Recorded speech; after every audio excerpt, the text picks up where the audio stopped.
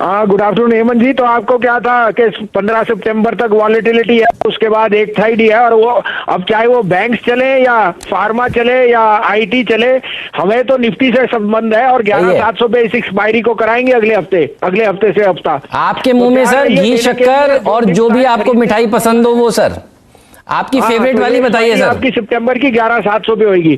दूसरी बात, आपको जो कॉल दी थी, देखिए Glenmark, Cadila, Cipla have outperform, last week भी थी, कल की भी कॉल्स थी।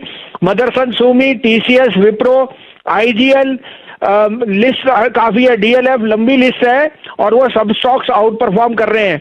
अब आप कहें तो 2 कॉल हैं, और यहाँ पे हेमंत जी मैं ये कहना चाहता हूँ, ये एक कॉल इनमें से ट्रेडिंग भी है, लेकिन ऐसा शेयर है जो इस भाव पे आप लेके रखेंगे तो सोने जैसा शेयर है, और अगर इंडेक्स ने दिवाली पे 12,000 जाना है तो इस शेयर ने पार्टिसिपेट करना है। आप कहें तो मैं शुरू करूँ सर? बिल्कुल बताइए। जिस हिसाब से एलटीसीजी की चर्चाएं शुरू हो चुकी हैं, दिवाली से पहले दिवाली होगी, ये बात पक्की नजर आ रही है। आपके ट्रेडिंग आइडियाज बताइए सर।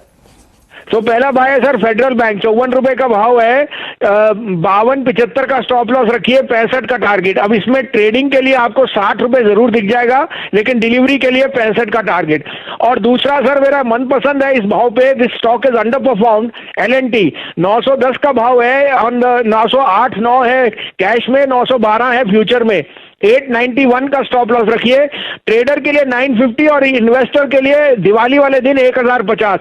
आपका defence, infrastructure, hydrocarbon and engineering, all projects will be in L and T will be the biggest beneficiary, और it's a no brainer at this price. आप बाकी के इसके मल्टीपल्स या पीयर ग्रुप देखो, they are all chasing up, Cummins, Siemens, L&T is the best play at this price. That's why it's a worthwhile buying. Everyone will make money by Diwali.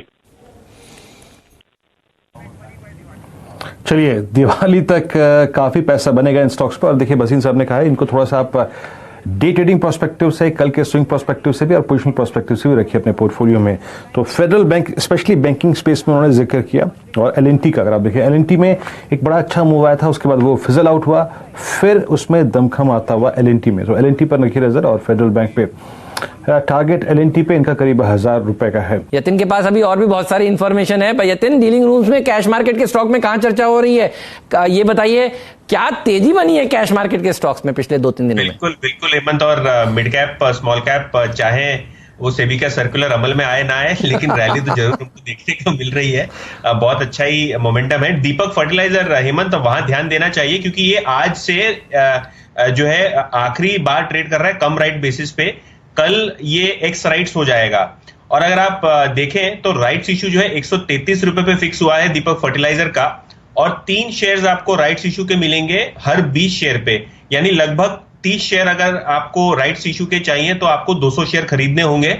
और 133 पे बहुत attractive price पे दीपक fertiliser का ये rights issue ये होने वाला है। और मुझे ये लग रहा है कि जिस प्रकार से वैल्यूएशन आज की तारीख में है फर्टिलाइजर कंपनीज के, और मुझे याद है आपकी T20 टीम में भी काफी सारे फर्टिलाइजर शेयरों की आप चर्चा आते जाते करते हैं, लेकिन दीपक फर्टिलाइजर पे ध्यान होना चाहिए। 10 से 15% की डीलिंग रूम्स को लगता है कि ट्रेडिंग अपसाइड हमको देखने को मिल सकती है, और राइट्स इशू का भी फायदा यहाँ शेयर होल्डर्स को दिखाई देगा। तो दीपक फर्टिलाइजर ये एक बाय कॉल आ रही है डीलिंग रूम से, कम राइट बेसिस पे आज आखिरी दिन है ट्रेड होने का। ध्यान रखिए, राइट्स के लिए आप इंटाइटल तभी होंगे अगर आज आप इस स्टॉक को लेकर रखेंगे। ये आपको यतिन समझाने की कोशिश कर रहे हैं। तो राइट्स इशू चाहिए तो ये शेयर लीजिए, और कोई भी सेल हो, डिस्काउंट हो, तो देखिए वो भारतीयों को खूब पसंद आता है। और दीपक फर्टिलाइजर क्या शानदार शेयर है। अच्छा, कल भी हम इसकी चर्चा कर रहे थे यतिन ना, जब हमारे साथ हमारे इंजीनियर साहब जुड़े हुए थे। आज इंजीनियर्स डे है, आपको पता ही है। दीवान साहब हमारे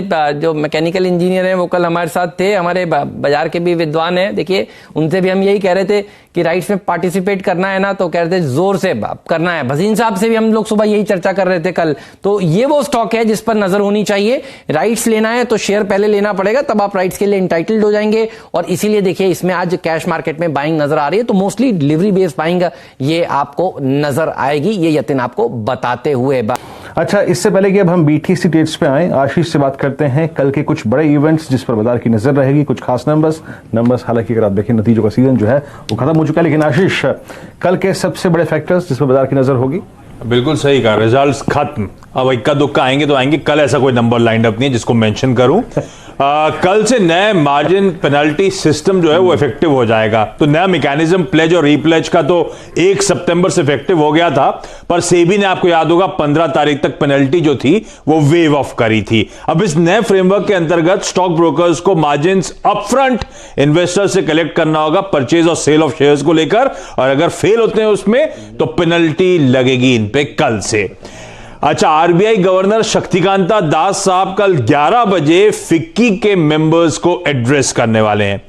आज से 2 दिनों की फेड की बैठक की शुरुआत हुई थी, कल वो बैठक कल्मिनेट होगी और कल देर शाम हमारे समय अनुसार तो रात में 11:30 बजे वो आउटकम आएगा। हालांकि अनलाइकली कि फेड मूव करेगा इस समय, क्योंकि सब वो स्टिमुलस पैकेज का इंतजार कर रहे हैं और फेड भी शायद उस पर क्लैरिटी चाहेगा, फिर भी उसके आउटकम पे नजर रहेगी। अच्छा, एक इवेंट भी है, प्ले स्टेशन 5 सोनी का इवेंट है। अब ये प्ले स्टेशन 4 गेमिंग था ना, PS4 तो PS5। अब लोग कंफ्यूज नहीं कि PS5 के फीचर्स ही मेंशन करेंगे या प्राइसिंग और कब से मिलना शुरू होगा वो भी मेंशन होगा। तो सोनी का इवेंट नजर पर रखिएगा।